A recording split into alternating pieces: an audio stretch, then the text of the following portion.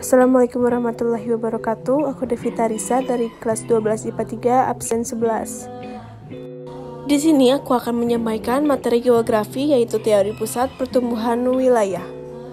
Yang pertama ada teori ekonomi menetes ke bawah atau trickle down theory. Kutub pertumbuhan memberikan trickling down efek yang berarti teori menetes ke bawah. Menurut teori trickle down yang dikemukakan Hirschman pada tahun 1959, pembangunan bisa terfokus pada sektor penting saja atau industri dengan harapan dapat menstimulasi sektor lainnya. Bisa dilihat gambar di samping. Kira-kira gambaran teori trickle down seperti tumpukan gelas di sebelah kiri. Namun kenyataan yang terjadi digambarkan oleh tumpukan gelas di sebelah kanan. Teori ini dikenalkan oleh ekonom Albert Hirschman tahun 1915 sampai 2012 yang menegaskan pentingnya peranan kutub pertumbuhan wilayah sebagai penggerak utama atau lokomotif pertumbuhan yang selanjutnya menyebarkan hasil-hasil pembangunan ke wilayah lain atau yang dikenal sebagai trickle down, efek atau dampak tetesan ke bawah. Selanjutnya ada teori kutub pertumbuhan atau growth pulse theory. Teori pusat pertumbuhan yang terkenal lainnya adalah teori kutub pertumbuhan. Francois Perroux mendefinisikan kutub pertumbuhan sebagai pusat-pusat dalam wilayah ekonomi yang abstrak atau belum terpetakan yang memancarkan kekuatan sentrifugal membesar atau menyebar dan kekuatan sentripetal bergerak menuju sumbu yang menarik.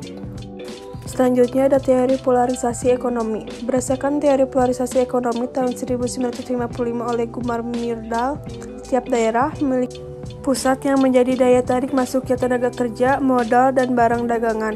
Untuk contoh paling mudah, kita bisa bahas desa dan kota.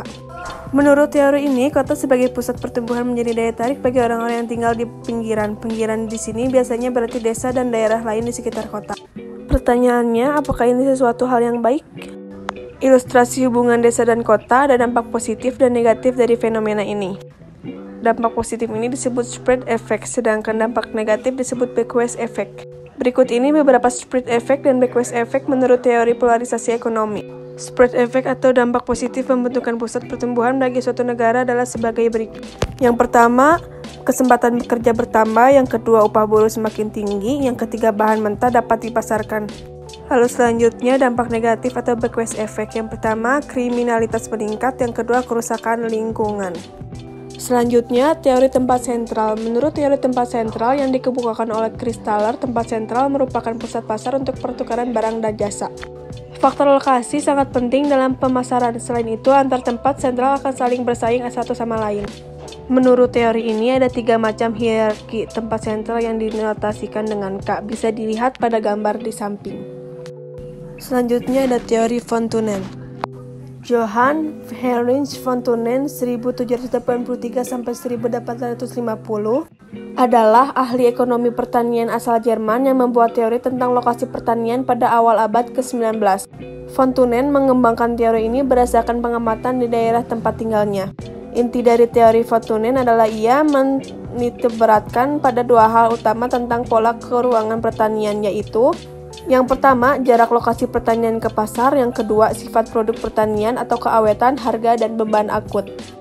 Pada zaman itu, banyak wilayah pertanian terletak di wilayah yang tidak strategis. Petani yang berada di lokasi jauh dari pusat pasar atau kota harus menempuh jarak yang cukup jauh untuk menjual hasil panennya. Padahal, di zaman tersebut, alat transportasi yang digunakan untuk mengangkut hasil pertanian masih berupa gerobak yang ditarik oleh sapi, kuda, atau keledai. Biaya transportasi yang dikerahkan tidak sebanding dengan upah yang didapat. Hal ini menunjukkan betapa mahalnya kota sebagai pusat pasar. Dan hasil studi inilah von Thunen mengeluarkan teori lokasi pertanian. Bisa dilihat pada gambar di samping. Terima kasih sudah menyaksikan dan mendengarkan. Sampai jumpa.